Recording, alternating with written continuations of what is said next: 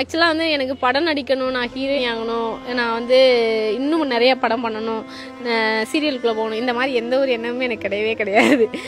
வந்தால் பண்ணலாம், அவ்வளோதான்.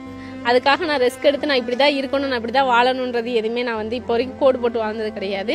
எனக்கு தேவைன்னா என் பிள்ளைய வந்து நான் நிறைய இடங்களில் கிறங்கி நின்றுருக்கேன். சாப்பாட்டுக்கே வழி இல்லாத நிலைமையெல்லாம் எங்கள் அம்மா அப்பா என் கூட இருக்கிறப்ப இருந்திருக்கு. ஸோ அதனால் என் பிள்ளைக்கு வந்து என்ன தேவையோ அவனுக்கு நான் கொடுக்கணும். அது இப்போன்னு இல்லை, என் பிள்ளை வந்து லாஸ்ட் வரைக்கும் என் கூட இருக்கணும், என்னைய பார்த்துக்கிறணும், என்னைய இப்படி வச்சுக்கணும், இதெல்லாம் என்னோட தாட்டே கிடையாது. என் பிள்ளைக்கு என்ன தேவை, என் வயிற்றுலேருந்து வந்த ஒரு உசுருக்கு அவனுக்கு என்ன தேவையோ அதை நான் சந்திக்கணும், அதுக்கு நான் ஓடணும். அது மட்டும்தான் நான் மைண்ட் செட் பண்ணி வச்சிருக்கேன். புருஷன் இல்லை நீ இவ்வளோ வீடியோ போடுற, புருஷன் இல்லை நீ இப்படி இருக்க, புருஷன் இல்லை பூ வைக்கிற, புருஷன் இல்லை பொட்டு வைக்கிற.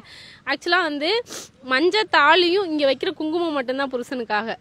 மற்ற இங்கே வைக்கிற குங்குமமோ பூவோ வந்து நம்ம பிறந்ததில் நம்ம அம்மா அப்பா நமக்கு கொடுத்த ஒரு விஷயம்.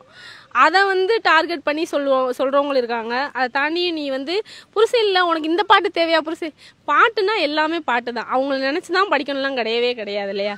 ஸோ அந்த விஷயத்த நான் பதிவு பண்ணிங்கன்னு நினைக்கிறேன். கமெண்ட் பண்ணுறவங்களுக்கு மட்டும் இந்த பதிவு கொடுக்குறேன். ஸோ நெகட்டிவாக பேசுகிறவங்க பேசிகிட்டு தான் இருப்பாங்க, அதனால் நீங்கள் பேசுங்க. நான் எதுனாலும் என்னோட ரிப்ளை என்னவாக இருக்குன்னா அழகாக பிளாக் பண்ணிட்டு போய்கிட்டே இருப்பேன். நீங்கள் சொல்கிறதுக்கெலாம் ரெஸ்பான்ஸ் பண்ணவே மாட்டேன். ஸோ அதை மட்டும் நான் பதிவு பண்ணிக்கிறேன். எல்லாருமே வந்து பொதுவாக பார்க்குறப்ப பார்த்தீங்கன்னா இவங்க என்ன இவ்வளோ ஜாலியாக இருக்காங்க, எல்லாருக்கும் போகிறாங்க, இவ்வளோ ஜாலியாக இருக்காங்களே அப்படின்ற மாதிரி நினைப்பாங்க. நல்லா ஊர் சுற்று, நல்லா இப்படி என்ஜாய் பண்ணுதுன்னு நினைப்பாங்க. ஆனால் எல்லாருமே கீழேருந்து மேலே வந்ததுனால, ரொம்ப கஷ்டப்பட்டு வந்ததுனால ஒவ்வொருத்தவங்களுக்குள்ளேயும் ஒவ்வொருத்தவங்களோட புரிதல் இருக்குது. ஸோ அதனால தான் ஒரு ஆள் சொன்னால் 4 பேர் குடும்பமும் கண்கலங்க, அவங்க சொன்னால் 5, அந்த மற்றவங்க எல்லாருமே கஷ்டப்பட்டிருக்கோம், கஷ்டப்பட்டுக்கிட்டு இருக்கோம்.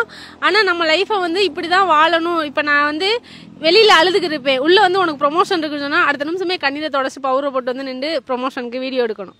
ஏன்னா அந்த வீடியோ எடுத்து கொடுக்கணும், அப்படி கொடுத்தா தான் நமக்கு காசு வரும். ஸோ அப்படி இருக்கிறப்ப இந்த லைஃப் எங்களை நிறைய இடங்களில் வந்து மாற்றிருக்கு. அழுகையை விட்டுட்டு அடுத்து வா ஓடு நீ அப்படின்ற மாதிரி ஆகிருக்கு. ஸோ அதனால் வந்து எல்லாருக்குள்ளேயுமே கஷ்டம் இருக்குது. உதயா இருக்கும்போது வந்து ரொம்ப நல்லா பார்த்துக்கிட்டார் அவர்.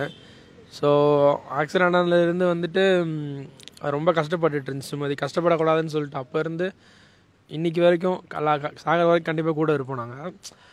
இன்னும் நிறையா வளரணும், இன்னும் நெக்ஸ்ட்டு மேரேஜ் பண்ணி வச்சா அது லைஃப் நல்லா இன்னும் ஹாப்பியாக போகணும்.